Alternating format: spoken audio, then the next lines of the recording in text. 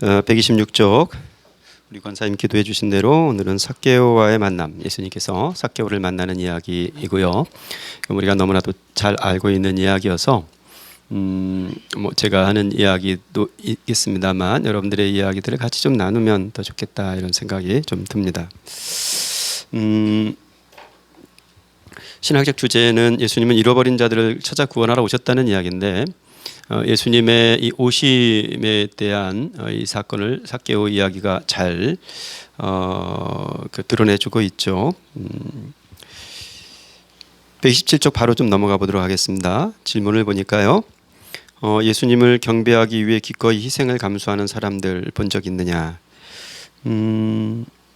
예수님 만나기 위해서 기꺼이 희생을 감수하는 사람들 본 적 있느냐? 오늘 이 수요일에 오시는 분들도 나름의 어떤 희생을 감수한 것 아닐까 싶습니다. 좀 날이 좀 서늘해졌습니다만 지난 몇 달간 여름을 꼬박 그나마 이제 승용차라도 있으면 좀 덜할 텐데 대중교통 이용하시자면 또 혹은 걸어서 먼 길을 오시자면 힘드셨을 텐데 어떤 대가 지불이 있어야 이 시간 함께하는 거죠. 수요일 이 시간에는 TV에서 뭘 합니까? 여러분들 잘 모르시겠군요. 뭘 하시는지 여기 와 계셔서 그런 것들도 이제 포기해야 하는 거고 사실은 직장 생활하시는 분들은 하루 종일 근무하고 저녁 드시고 좀 쉬고 싶은 시간이 아닐까요? 그런데 그 시간도 포기하고 어떤 얼마나 대가 지불이 있는 거겠죠. 주일 예배도 그렇고 우리가 주님을 만나려는 모든 시간들에는 어떤 희생과 대가 지불이 필요하죠. 지난 주일에 우리 유황엽 어머님 혹은 또 이만실 어머님 이야기 잠깐 드렸습니다만 이만실 어머님은 올해 연세가 어떻게 되시죠? 이제 92이세요. 92. 몸만 건강하셨으면 아마 지금도 그렇게 오셨을 거예요. 지금 몸이 다리가 하도 아프시니까 그렇게 못 오시는데, 그러니까 80몇 되실 때까지 오남리에서 혼자 그렇게 오신 거죠. 2시간 반 걸쳐서 차를 몇 번 갈아타고 수요예배 금요기도 모임까지. 유황엽 어머님은 연세가 어떻게 되세요? 정확하게? 83. 유황엽 어머님은 83. 아드님이 예수님 안 믿잖아요. 예수님 안 믿는데 어머님이 2시간 더 걸려 평촌에 지금 사시는데 여기 서울 끄트머리까지 교회 가신다 하시면 그럼에도 불구하고 아랑곳 없이 오시는 걸음들 이런 것들은 참 귀한 것이죠.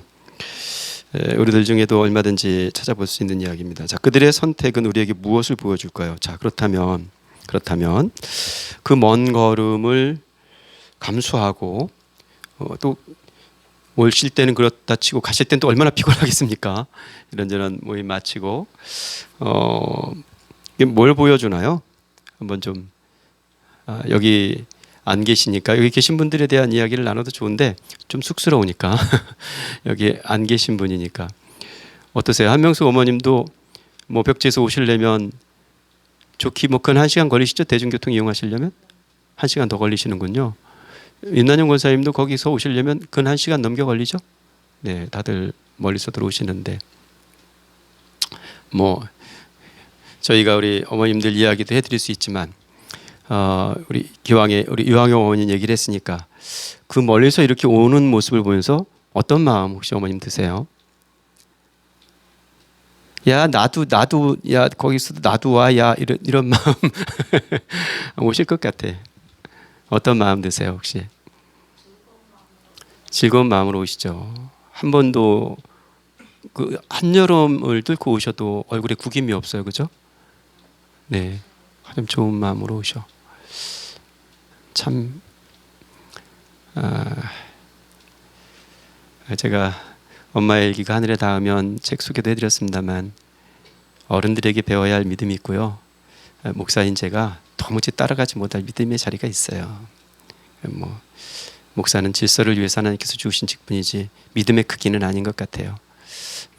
어머님들의 그 믿음에. 자, 우리 수진자매가 한번 얘기해 볼까요? 유황엽 어머님 그렇게 멀리서 주님 공동체 사모하고 이렇게 찾아오는 걸음 보면서 무슨 생각 듭니까? 아무 생각 없이 바라보고 그러진 않았죠.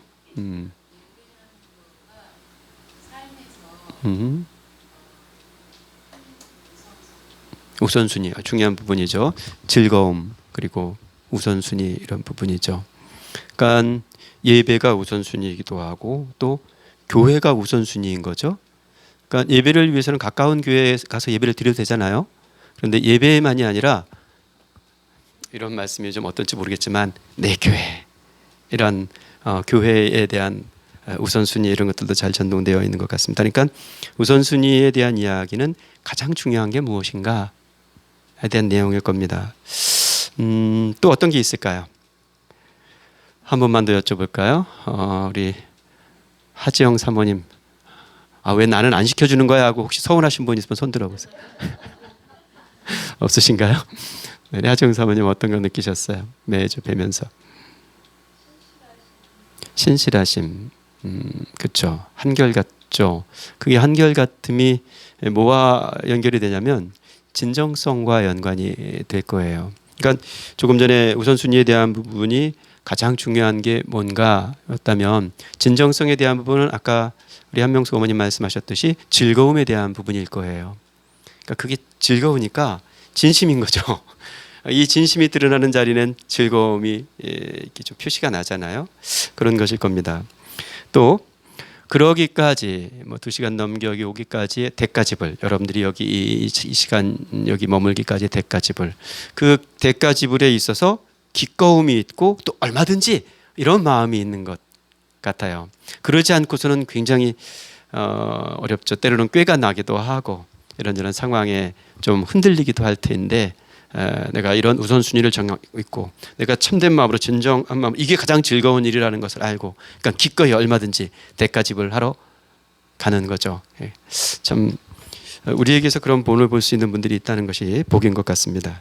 어쨌든 자 삭개오를 만나기 위한 예수님의 모습 속에서 그런 모습이 들어있다는 거죠. 자, 첫 번째 주제 1. 다 같이 한번 읽어보겠습니다. 시작. 삭개오는 예수님을 만나기 위해 뭘 극복한다고요? 난관이 있어요. 그런데 그 난관을 어떻게 한다고요? 이겨냈어요. 어떻게 이겨내는지 보겠습니다. 우리 조병희 선생님 한번 읽어주실까요? 예수께서 여리고로 들어가 지나가시더라. 삭개오라 이름하는 자가 있으니 세리장이요 또한 부자라. 그가 예수께서 어떤 사람인가 하여 보고자 하되 키가 작고 사람이 많아 할 수 없어 앞으로 달려가서 보기 위하여 두 무화과 나무에 올라가니 분명 예수께서 그리로 지나가시게 됩니다. 네, 한 가지 이제 교정이 돼 있죠. 옛날 우리가 읽던 성경에는 삭개오가 어떤 나무에 올라갔어요? 뽕나무에 올라갔는데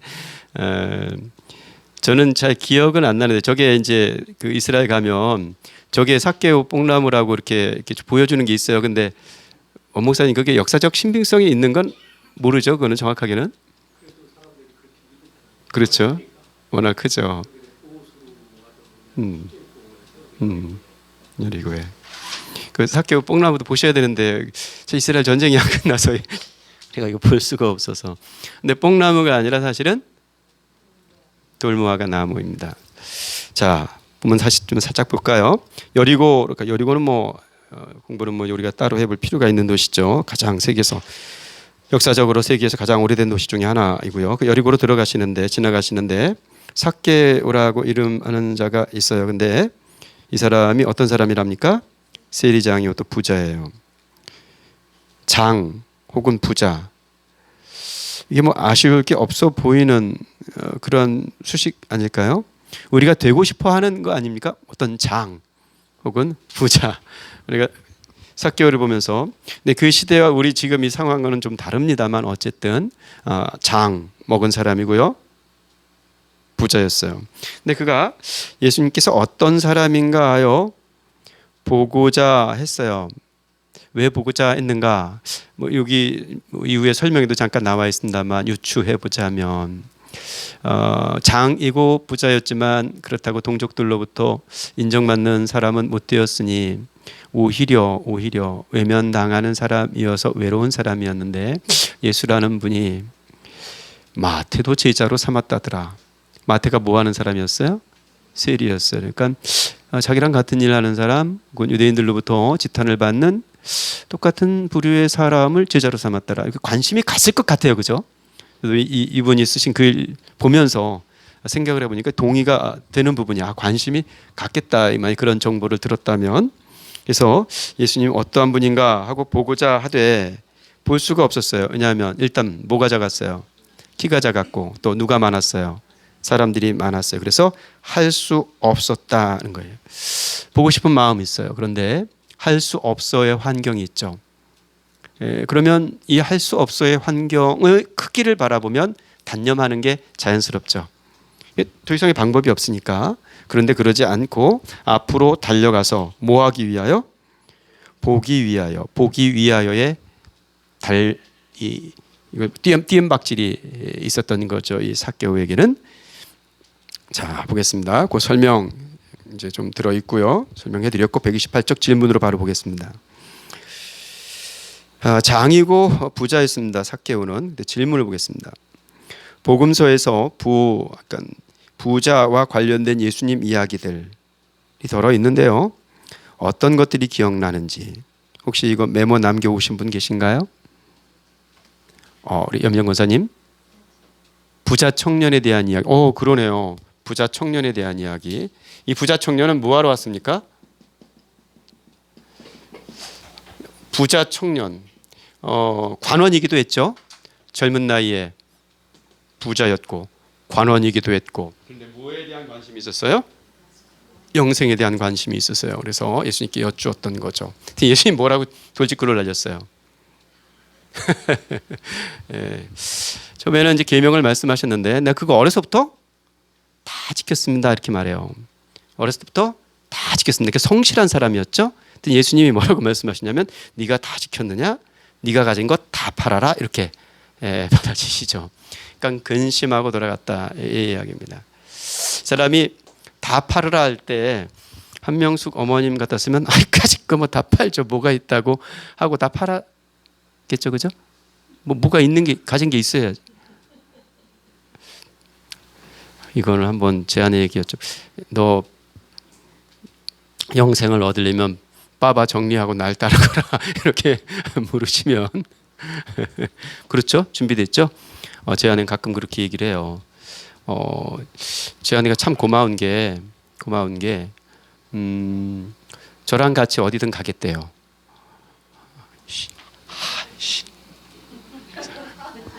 저 섬으로도 가겠대요. 미안해. 자꾸 이렇게 인상을 쓰면 갑자기 제가 또 겁이 나가지고 고맙죠. 말이라도 고마운 겁니다. 말이라도. 정말 그럴 일이 뭐가 있겠습니까마는 말이라도. 다 버리고 다 지켰는데 다 버리라 그러니까 못 버렸어요. 다 지킨 거예요? 지킬 수 없었던 거죠. 부자 청년에 대한 이야기. 돈이 어떤 역할을 하고 있는지 잘 보여주는 거죠. 또 생각나는 예수님 말씀 뭐가 있습니까? 네, 우리 유영현 사모님 참 현숙하신 우리 어리석은 부자. 이 양반은 뭐한 사람입니까? 이 양반은 뭐한 사람이죠?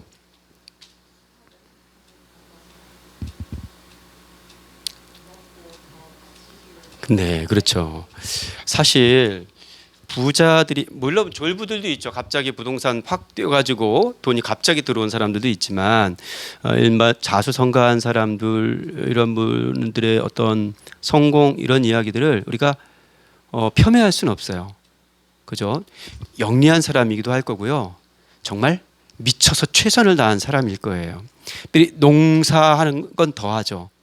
소출이 그 해의 소출을 얼마나 많이 거두었는지 창고 하나를 더 지을 만큼 아니었습니까?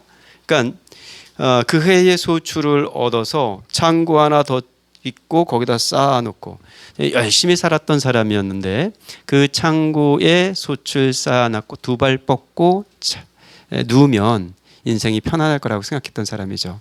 근데 예수님께서 그 편안함을 무효화시키는 말씀이죠.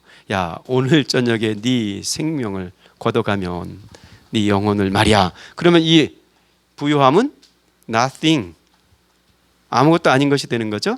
네, 아주 또 어떤 말씀이 또 있을까요? 생각나는 말씀. 나사로와 부자. 아, 우리 김경희 권사님, 나도 빠질 수 없다. 나사로와 부자. 이건 어떤 얘기예요, 권사님?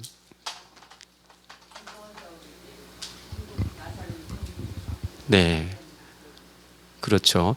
아니, 비유가 좀 그렇잖아요, 그죠?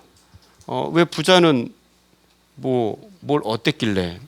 이건 굉장히 파격적인 비유들이에요, 사실은.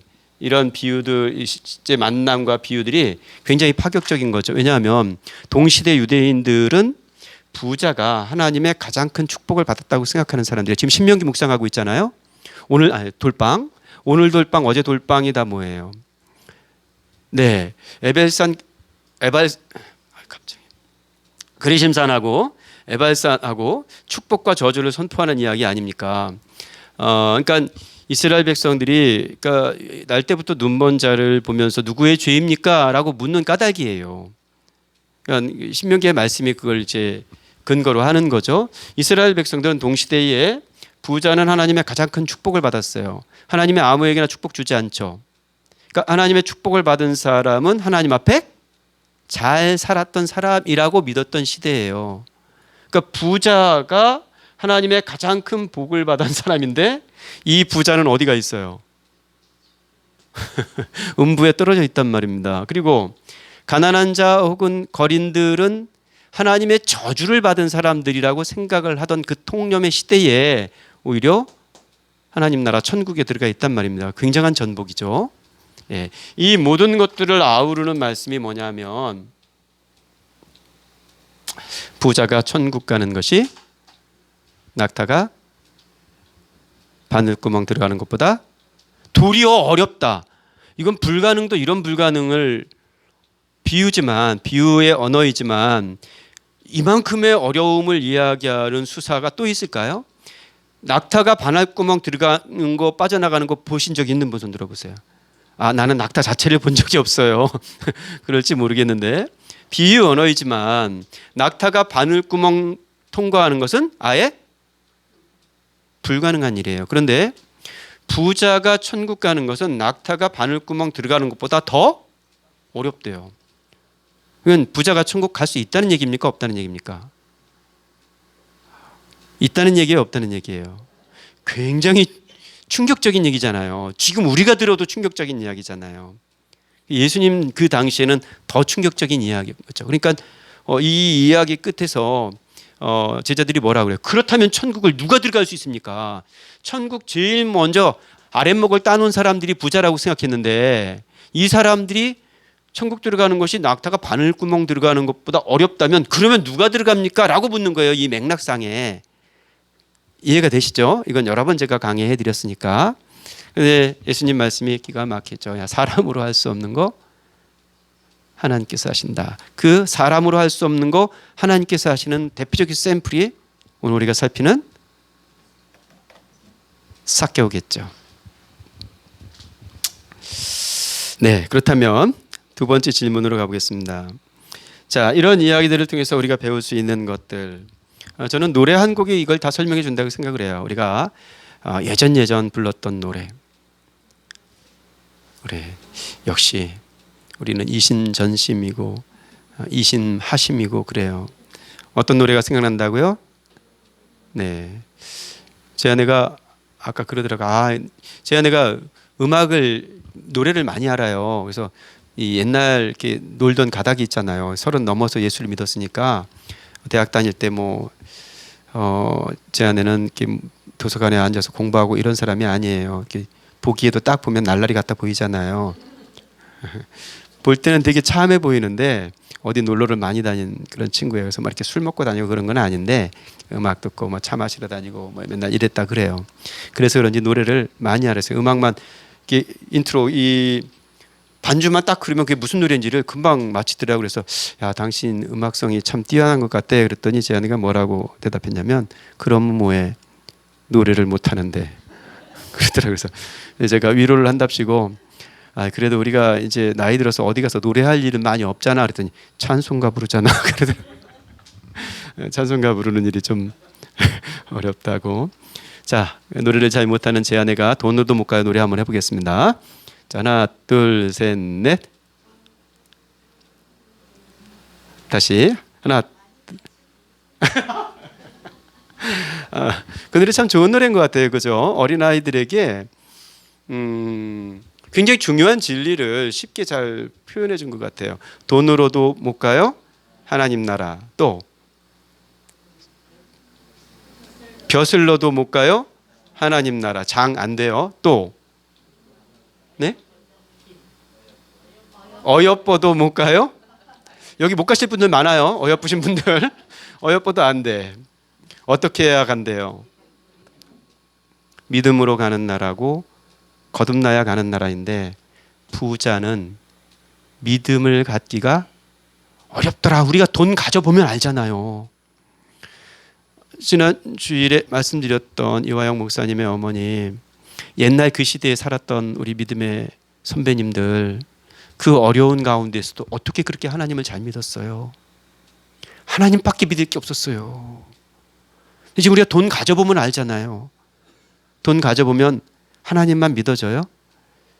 참 어렵죠? 돈 얼마 가져보지도 않았는데도 그러잖아요.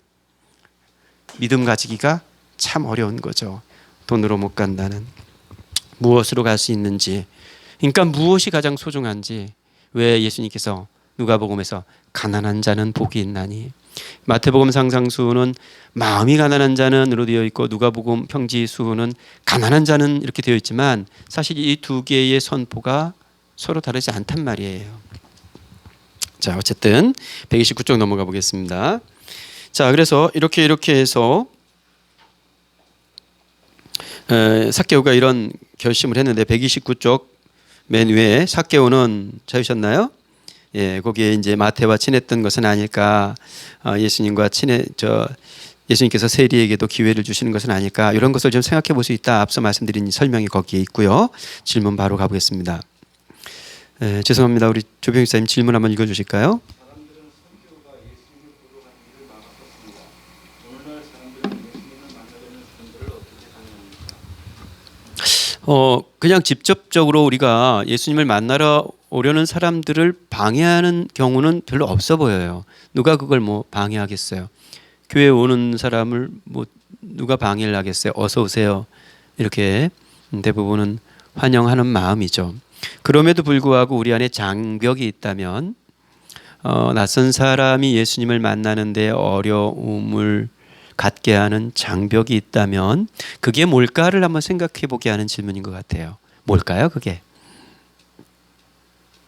우리가 어쨌든 당신은 안 돼요, 오지 마세요, 이런 사람들은 별로 없겠지만, 낯선 사람이 교회에 혹은 예수님께로 나오는데 좀 장벽이 있을 수 있다면 그게 뭘까 한번 생각해 보자는 거죠. 뭘까요? 없지는 않을 것 같아요. 조병희 집사님 뭘까요? 아니, 이건 좀 설명이 필요한데. 오늘 싸우고 오셨어요? 아니, 설명을 좀 자세히 해보세요. 부부 싸움. 네. 네.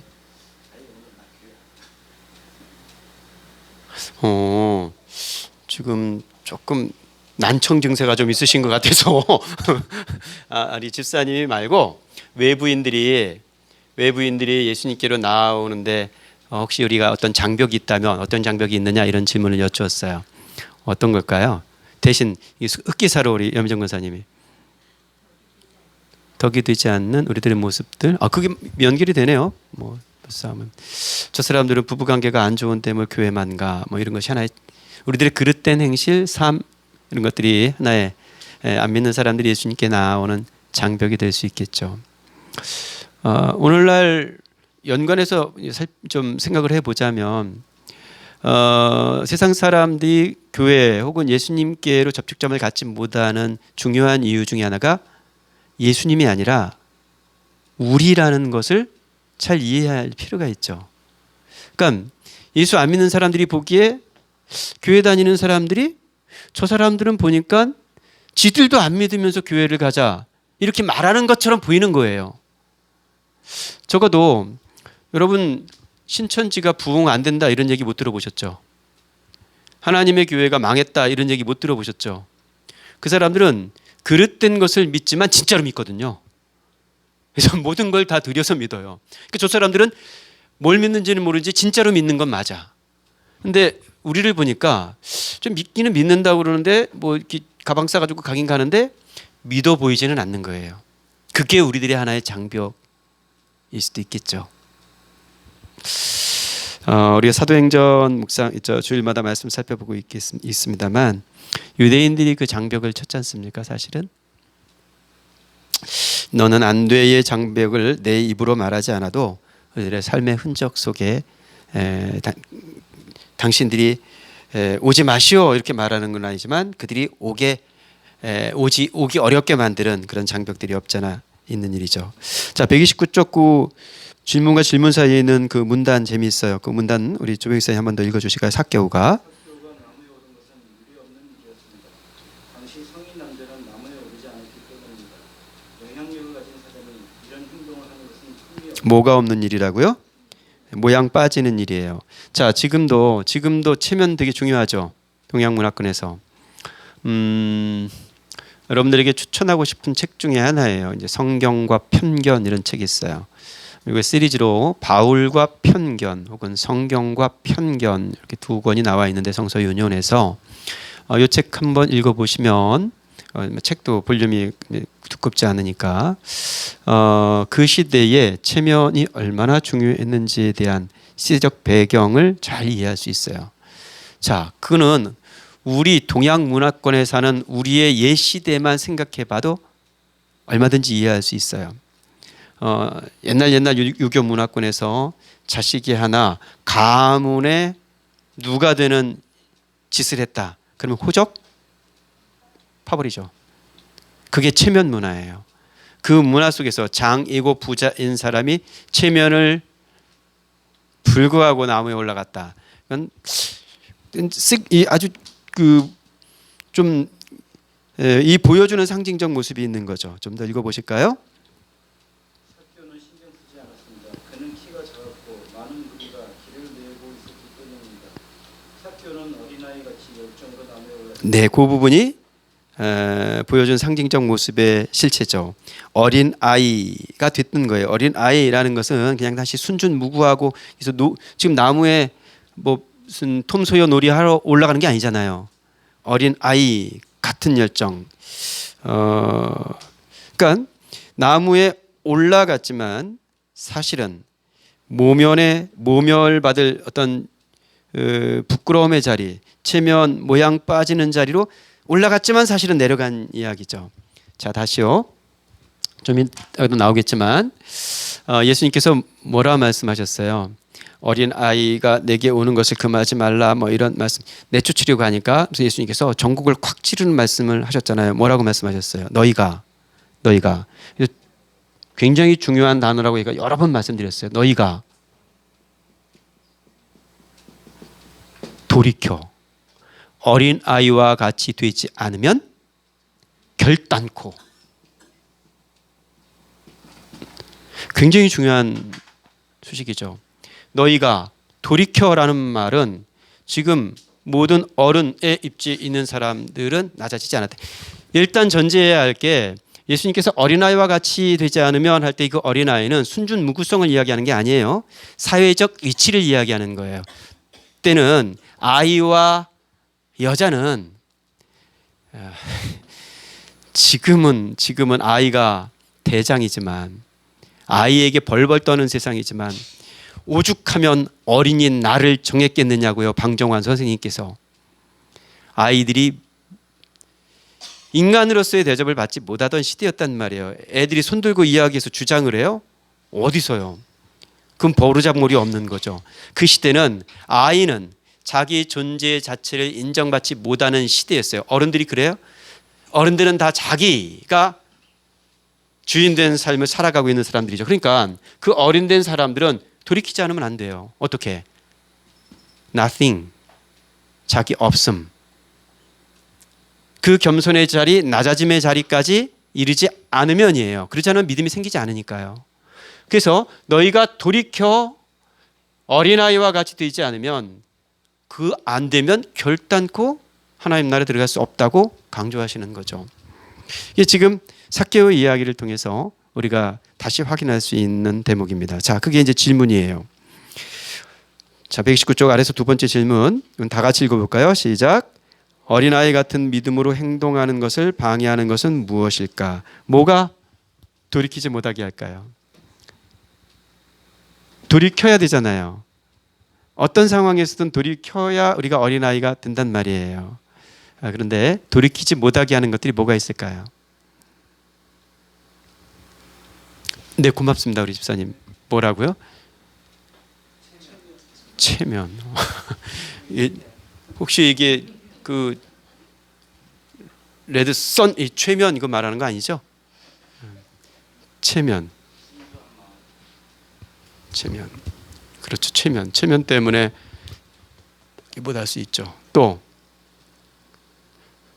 왜 어린아이 같이 되지 못할까요? 왜 그냥 쉽게 말하면 왜 우리가 사람 대접 받지 못하는 자리로까지 낮아지지 못할까요?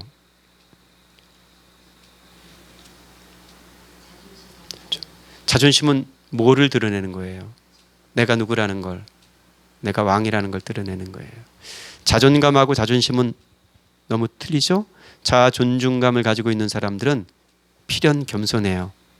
자기가 스스로 존귀하다고 여기는 자존감을, 자기를 존중하는 사람들. 그런데 자존심이 강한 사람들은 발끈하죠. 굉장히 중요한데 돌이켜야 한 대목이에요. 자, 밑에 질문도 마저 읽어보겠습니다. 다 같이 읽어보겠습니다. 시작. 어린아이 같은 믿음이란 무엇입니까? 자기를 부인하고 자기 십자가를 지고, 그러니까 자기 부인의 믿음인 거죠. 그게 돌이켜예요. 나로서 살았습니다. 스스로 왕되어 자기 소견에 옳은 대로 살아갈 수밖에 없는 인간이잖아요. 그런 인간으로서는, 그 존재로서는 하나님 나라에 들어갈 수 없으니까 돌이켜야 돼요. 자기 십자가를 지고 자기 부인하고 이 자리로 돌이켜야 하는데, 그것이 어린아이 같은 믿음이어야 되는 것이죠. 그러니까 늘 우리가 고민하는 지점입니다. 자기 부인이 잘 안 되는 거잖아요. 그러니까 그것과 싸우면 돼요. 우리가 자꾸 우리가 대상을 만들려고 하니까 우리 신앙이 어긋나죠. 관계도 어긋나고 신앙이 자꾸 어긋나는 것 같아요. 자기 부인하고 싸워야 되는데 부부싸움 말고요. 나를 부인하는 것과 싸워야 되잖아요. 내가 지금 무슨 어려운 관계에 있어. 그러면 내가 부인되지 않은 그 현장을 내가 살고 있다는 것을 직시해야 되잖아요. 근데 그거는 내가 스스로 감싸고 타깃을 자꾸 저 대상에게만 향하니까, 그러니까 관계도 어렵고 상황도 좀 우리가 믿는 사람 같아 보이지 않는 그런 상황이 펼쳐지는 거죠. 삭개오는 뽕나무로 올라갔는데 그게 어린아이와 같이 된 것이었다. 이렇게 풀어가는 이야기입니다. 자, 두 번째 130쪽 두 번째 주제 같이 한번 읽어보겠습니다. 시작. 예수님은 삭개오와 함께하기 위해 사람들의 반대를 무시하십니다. 삭개오와 어떻게 하기 위해서요? 함께하기 위해. 이게 얼마나 어마어마한 일인지를 좀 살펴보도록 하겠습니다. 자, 본문 한번 읽어주시죠. 예수께서 그곳에 인사 쳐다보시고 이르시되 삭개오야 급히 내려오라. 내가 오늘 네 집에 유하여야 하겠다 하시니 급히 내려와 즐거워하며 영접하거나 못 사람이 보고 스통거려 오르되 저가 죄인의 집에 유하러 들어갔도다. 네, 짧은 본문인데 많은 이야기를 하고 있죠. 예수님께서 그곳에 이르러서 뽕나무 돌 무화과 나무에 이르러서 쳐다보셨어요. 자, 저를 보세요. 자, 예수님께서 지나가시다가 여기 돌 무화과 나무가 있고 그 위에 삭개오가 있어요. 그럼 예수님께서 삭개오를 쳐다보시려면 어떻게 해야 돼요? 이렇게 해야 되죠. 저는 이 장면이 굉장히 감동스러워요. 이렇게 보시지 않았죠. 하나님이 우리를 이렇게 보시려면 이 땅에 성육신 하시지도 않으셨을 거예요. 예수님께서 돌이키신 거예요. 그죠? 먼저 이 땅에 인카네이션, 성육신을 하신 거란 말이에요. 그래서 내려오셔서 올려다보시지 않으셨다면 우리의 구원은 없겠죠. 예수님께서 그렇게 우리를 올려다봐 주신다는 게 가슴 떨리지 않아요? 저는 여기 지금 신갈래 선교사님이나 원재근 목사님, 안재룡 목사님 계시지만 저를 새까만 후배를 담임 목사라고 이렇게 올려다 봐 주시는 것만, 이렇게 그냥 인간으로서의 선배님들이 올려다 주시는 것만으로도 굉장히 고맙단 말이에요. 그런데 하나님께서 육신의 몸을 입고 이 땅에 오셔서 삭개오를 쳐다봐 주셨다는 건 우리의 믿음이 진정이라면, 우리가 예수 만난 사건이 참된 것이라면 가슴 설레는 일에 틀림이 없을 것 같습니다. 그렇게 쳐다보시면서 뭐라고 그러시냐면, 삭개오야 내려와라 그래요. 굉장히 재미있는 장면이에요. 삭개오가 그 뽕나무에 올라갔을 때는 사실은 그 올라가는 장면이 수치의 장면이었고, 올라가지만 사실은 내려가는 장면이었어요. 지극히 겸손해지는 장면이었어요. 그 올라가는 행위 자체가. 그런데 예수님께서 내려와라 하는 그 자리는 물리적으로는 내려오지만 사실은 예수님과 함께하는 그 자리에서 높임을 받는 올라가는 자리죠. 예수 믿음이라는 것이 그런 거 아니겠습니까? 그러니까 예수님께서 뭐라고 말씀하세요? 그러니까 우리가 스스로 교만은 패망의 선봉이라는 것은 우리가 암송하듯 이게 무슨 수거처럼 외우고 있는 것이잖아요. 그러니까 우리가 높을 때 낮아질 수밖에 없고, 낮을 때에 높아지는 이 신비의 원리가 이 삭개오의 모습 속에서 잘 들어있는 것이죠. 그러니까 그 말을 듣고 6절 급히 내려왔어요. 무슨 똥마려 온 것도 아닌데, 죄송합니다. 급히 내려와서 어떻게 했대요? 즐거워했대요. 그래서 영접했는데, 참 그렇죠. 우리가 다 그런 한때가 있었죠. 네. 7절 그런데 무사람들이 보고 뭐 했대요?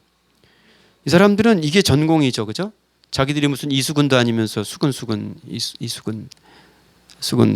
거리면서 뭐라고 말하냐면, 저가 죄인의 집에 유하러 들어갔도다. 그러니까 그들은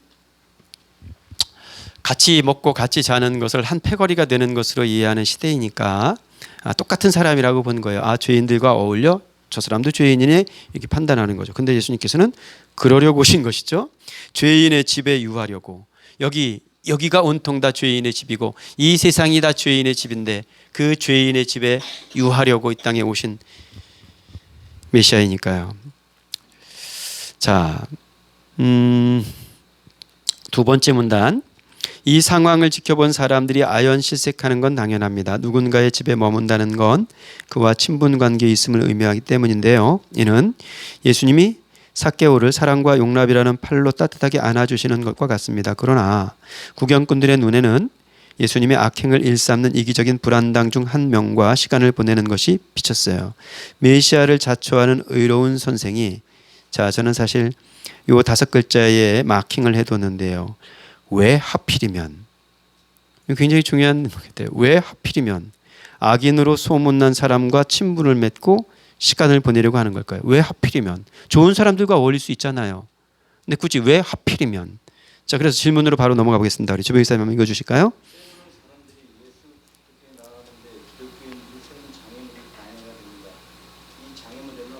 자, 이 왜 하필이면이라고 여기는 모든 것들이 장애물인 거죠. 왜 하필이면 사람들이 있어요. 왜 하필이면 저런 사람과, 그게 누구예요? 세리, 매춘부, 가난한 사람들, 여인들, 어린아이. 우리가 이렇게 좀 지금 신약 다루고 있습니다만 여기서 살펴봤던 여러 사람들.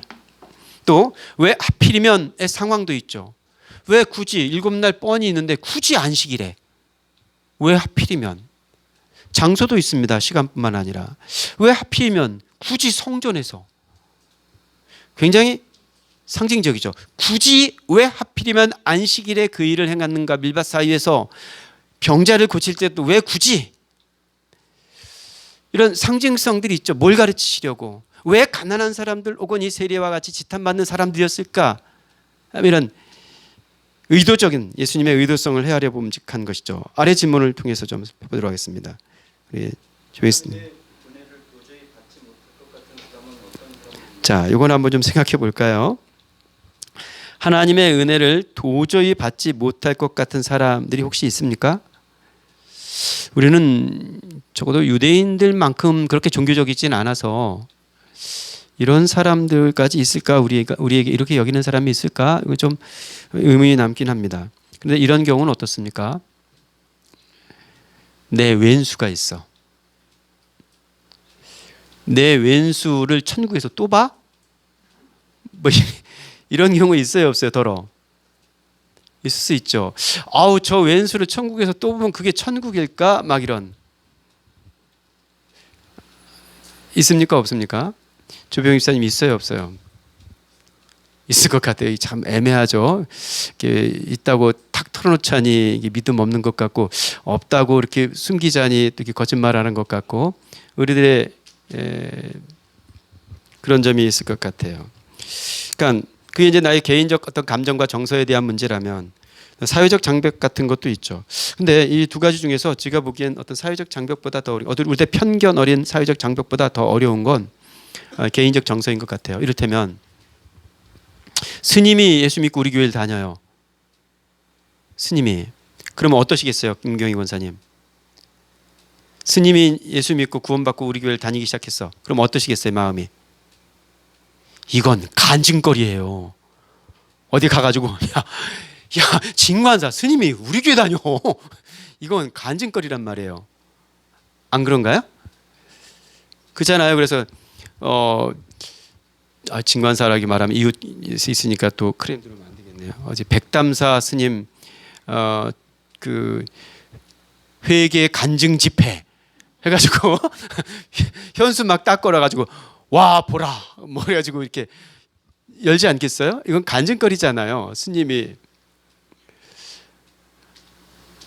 이웃에 하나님의 교회가 있는데 하나님의 교회에 다니던 사람이 예수를 믿고 우리 교회에 다녀. 그러면 그것도 웰컴 간증거리가 될 거예요. 살인마가 모든 사람들이 저 사람은 안 돼 하는 사람이 진정한 마음으로 회개하고 요즘은 그런 범죄자들이 위장 회개를 해서 이제 더 큰 회개만 하면 괜찮은데 또 목사까지 돼가지고 더 큰 사회적 무리를 일으켜서 좀 조심스러운 말이긴 합니다만 그러면 또 이제 간증 집회를 갈 거예요. 제가 중학교 3학년 때 교회를 초등학교 때 이제 우리 안준호 목사님 잘 아실 텐데 김동숙 선생님 제 고종 사촌 누님이신데 저를 처음 교회 데리고 가신 분이에요. 그날이 부활절이었던 것 같아요. 그래서 저를 데리고 가는데 교회에서 색깔 칠한 계란을 주네요. 달걀을. 와 이런 세상이 다 있더라고요. 어딜 갔는데 색깔 칠한 그냥 계란도 아니고 이쁜 색깔 칠한 계란을 나눠줘. 와 얼마나 감동스럽던지 그 이후로 교회를 나왔잖아요. 근데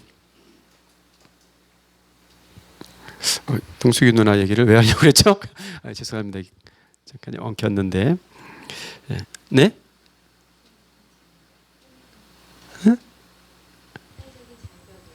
네, 사회적인 장벽에서. 네. 예. 제가 그러고 다니다가 이제 초등학교 몇 학년 때 이제 교회를 저 혼자만 다녔으니까 집에서는 그래서 안 다니다가 중학교 3학년 때 제 친구 병선이라는 애가 있어요. 다 안 목사님의 제자인데 이놈이 먼저 교회를 다니고 있었어요. 그래서 그 병선이한테 야, 나 좀 교회 전도 좀 해달라 그랬어요. 이런 사람들 꽤 있을 것 같아요. 교회를 다니고 싶은데 저같이 트리플 A형 같은 경우는 혼자 제 발로 교회를 나가긴 어렵고 가고는 싶고 누가 좀 날 데리고 갔으면 좋겠는데 그래서 막역하고 친하니까 나 좀 교회를 좀 데려가 달라 그래서 중학교 3학년 때 이제 교회를 처음 데려간 거예요. 근데 그때 책 한 권 간증집을 읽었는데요. 간증집 그 이후로 제가 간증집을 많이 못 읽어봤는데 살인 죄수였다가 예수 믿은 분의 간증집이었어요. 그분 이름이 저희 신학교 교수님 이름하고 똑같았어요. 고재봉이라는 옛날 기억나세요? 옛날 간증집? 예, 얼마나 울었는지 몰라. 저 그 간증집 읽으면서 그리고 그분 돌아가셨거든요. 사형수로서 그냥 예수 믿은 간증집을 그대로. 그런 분들 정말 진작 회개하신 분들 이러면 간증 집회 열면 많은 사람들 신금을 울릴 것 같아요. 그런데 왼수는 안 돼. 내 왼수가 예수 믿고 왔으면 나 그 교회 안 나갈지도 몰라. 그렇죠? 우리 허울뿐인 모습들이 사실은 없잖아 있는 것이죠. 자, 131쪽 가보겠습니다. 저가 죄인의 집에 유하러 들어가셨다. 그 밑에 세 번째 절. 그들은 하나님이 그런 사람을 받아주시지도 않거니와 받아주실 수도 없다고 생각했는데요. 예수님께서 그들의 생각을 수정하신 거죠. 그러나 이러한 이야기들은 하나님은 어떤 죄인이라도 찾아 구원하시는 분임을 알게 해주는 거예요. 자, 질문으로 바로 넘어가 볼까요? 시사님 읽어주실까요? 왜 하필이면이었을까요? 왜 하필이면 그런 죄인들과 어울렸을까요? 의인은 없나니 한 사람도 없다는 걸 보여주시기 위한 것 이죠. 너희들은 뭐가 달라? 예요. 성전에만 들어가면 거룩해진다고 여기는, 이 성전만 있으면 절대 멸망하지 않는다고 여기는, 그래서 온갖 스스로 왕된 삶의 실체를 다 드러내고 있는 이들에게 성전 한복판에서 혹은 의도적으로 그들이 생명처럼 지키려는 율법을 어겨서까지, 그리고 그들이 사람 대접하지 않는 가난한 자들, 연약한 자들, 죄인들, 무시받는 자들, 그들을 불러 친구가 되어주심으로 니들은 뭐가 다른데 니들도 다 똑같은 죄인이야를 말씀하시는 거죠. 이건 우리가 그리스도인이 되어서 다른 사람 대할 때에 굉장히 중요한 원리라고 생각합니다.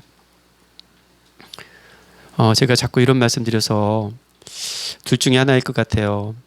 목사님이 참 좀 절치부심하려고 하는구나 이렇게 생각하시는 분들도 있겠고, 정말 저 양반이 믿음이 없나 보다 이렇게 생각하시는 분들도 있을 텐데, 목사라고 해서 뭐가 그렇게 믿음이 크게 더 낫습니까? 두렵고 떨림으로 너희 구원을 이루어 가라 말씀하셨는데, 따농 당상처럼 목사면 다 그냥 저절로 구원을 받습니까? 저는 그러지 못하는 것 같아서. 여러분들은 그게 되시던가요? 굉장히 우리들의 어떤 믿음의 현장을 되돌아보게 하는 자리이죠. 자, 넘어가서 세 번째 주제로 가보겠습니다. 세 번째 주제 다 같이 읽어보죠. 시작. 예수님은 죄인의 회개를 기뻐하시는 것. 자, 의인이 돌아오는 걸 기뻐하지 않으세요? 왜냐하면 의인은 없어요. 그러니까 죄인들이 돌아오는 걸 기뻐하신, 모든 사람들은 죄인이에요. 그런데 스스로 의인이라고 여기는 자들만 안 돌아오는 거죠. 그걸 상징적으로 부자인 거예요. 자, 본문 한번 읽어주실까요?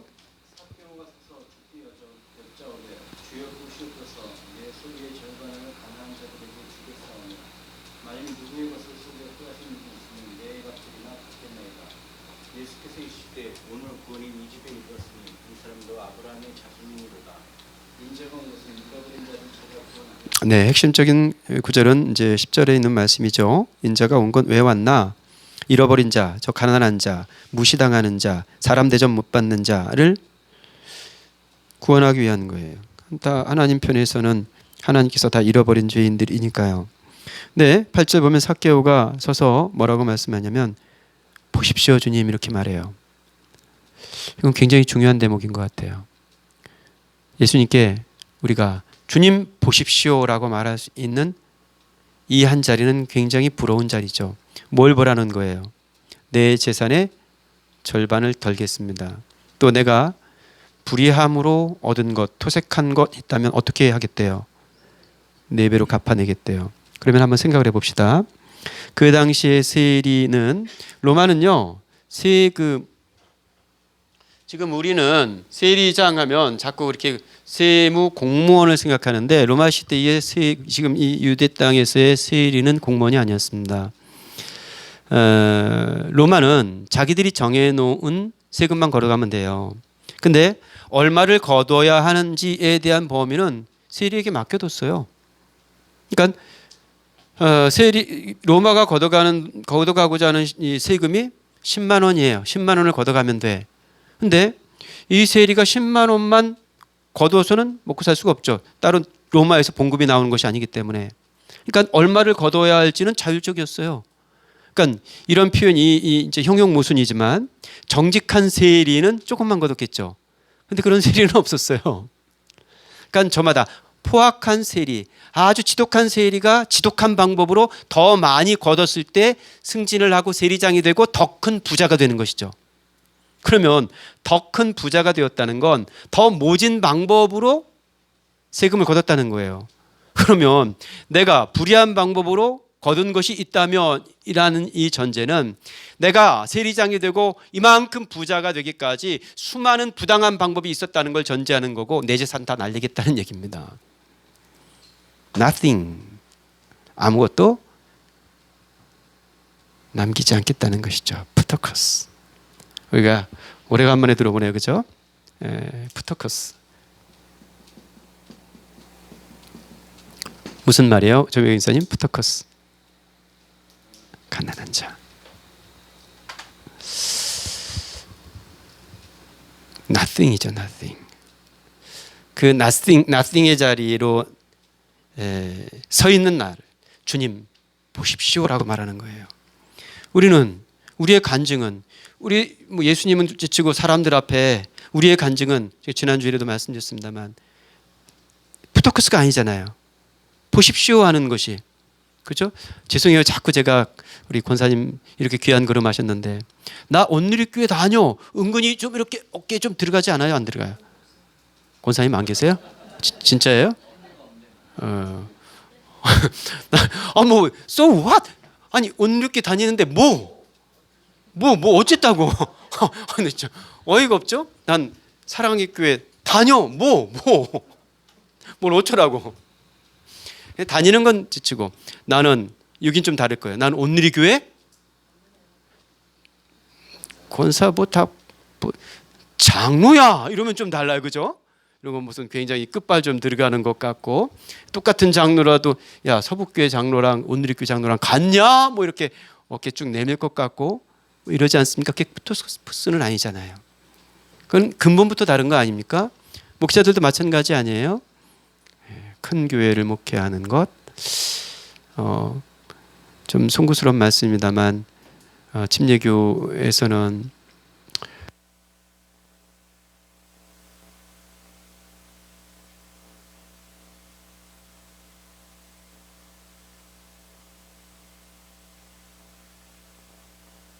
먹는데 번역원 가서 제 아내랑 같이 밥을 먹는데 사랑의 교회 다니는 그 자매가 그 밥포 가지고 지나가다가 저희 있는 걸 보고 저희 자리에 앉아서 밥을 먹다가 저보고 물어요. 목사님 지금 목회가 어떠시냐 해서 재밌다 그랬더니 재밌으세요? 개척교회 목회가 힘들. 우리가 개척교회야? 진짜 어이가 그냥 사랑의 교회에서 보기에는 우리가 개척교회인가 봐요, 그죠? 그러겠죠. 뭐 보이겠습니까? 저런 교회가 있는지 없는지 몇만 명 모이는 교회에서. 아니 그 자매가 나쁜 자매는 아니고요. 그냥 그렇게 보이는 모양입니다. 좀 우습죠. 그런데 주여 보시옵소서 하고 자기의 포커스 없음, 하나님을 보여내는 그 자리에 예수님 뭐라고 말씀하세요? 오늘 구원이 이 자리에 있다. 그러니까 돌이켜져. 이 푸더커스는 있음의 자리에서 없음으로 가는 자리가 돌이켜예요. 그게 어린아이 같이 되지 않으면이에요. 그러니까 그 어린아이 같이 됨의 자리를 보여드리는 거예요. 그러니까 그걸 보시고 예수님께서 야 내일도 없다. 오늘 구원이 이 집에 임하였다. 이렇게 말씀하시는 거죠. 그러면서 인자가 온 것은 잃어버린 자 찾아 구원하기 위함이다 라고 말하는 겁니다. 자, 질문 가보겠습니다. 우리 조병희 사님 읽어주실까요? 왜 그게 중요하다고 생각했을까요? 왜 중요하다고 생각했을까요? 그 안 해도 된다고 생각하는 것이 오늘 이 시대의 믿음 아닙니까? 그죠? 그걸 안 해고도 믿는 아주 신박한 방법을 우리가 배워가지고 살고 있잖아요. 그죠?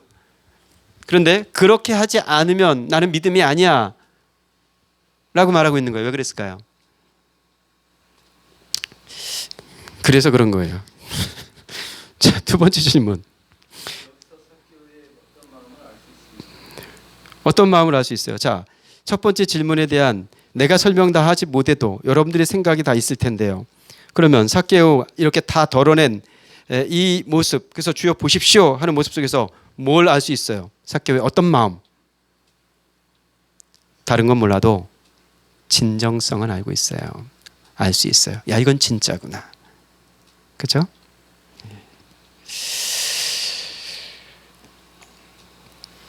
자, 넘어가 보겠습니다. 133쪽. 셋째 줄. 그러나 찾으셨나요? 예수님은 구원의 근거가 조상 아브라함에게 있지 않고 주님께 응답하는 데 있다고 말씀하셨습니다. 그러니까 유대인들은 뭐 끝내 아브라함의 자손인 것만 타령하고 있으니까 예수님은 뭐 야 돌들로도 아브라함 자손 만들 수 있다 이렇게 말씀하셨는데 구원의 근거가 아브라함 자손 피에 있는 게 아니고요.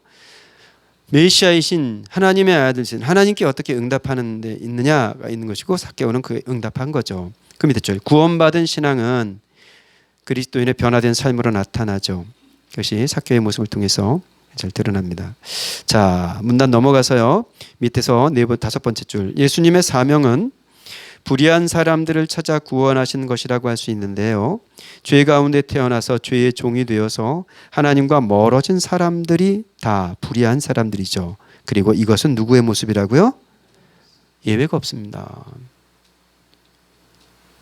너희가 돌이켜에 예외가 없는 것이고 결단코에도 예외가 없는 것이죠. 자, 질문 보겠습니다. 마지막 질문이네요. 읽어보실까요?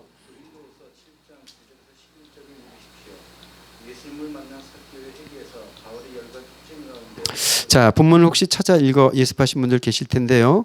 지금 한번 본문을 못 찾으 예습이 안 되신 분들을 위해서 본문 한번 찾아보겠습니다. 고린도후서 7장입니다.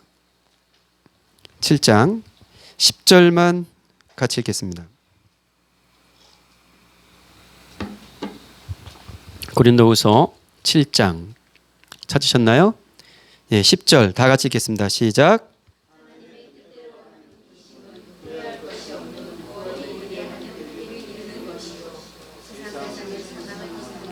네. 자, 근심 많은 세상인데 어떤 근심으로 살아가야 할 것인가가 중요한 거죠. 삭개오는 근심 없는 사람이 아니었어요. 장만 되면 근심이 없을 거라고 생각하는 건 착각이죠. 부자만 되면 발 뻗고 잘 수 있을 거라고 생각하는 것도 착각입니다. 장이고 부자였으나 근심은 더 많았어요. 그런데 그 근심이 거룩에 이르는 근심이 되었어요. 장이 되고 부자가 되어서 아무 근심 없이 살아간다면 그 사람은 구원에 이르지 못했을 거예요. 그렇죠? 하나님의 뜻대로 하는 근심은 후회할 것이 없는 구원에 이르게 하는 회개를 이루는 것이고요. 그런데 세상 근심은 사망을 이루는 것이에요. 어떤 근심입니까? 오늘 나의 근심은, 우리의 근심이 사망을 이루는 세상 근심이 아니라 구원에 이르게 하는 하나님의 뜻대로 하는 근심이 될 수 있기를 간절히 축복합니다. 기도하겠습니다.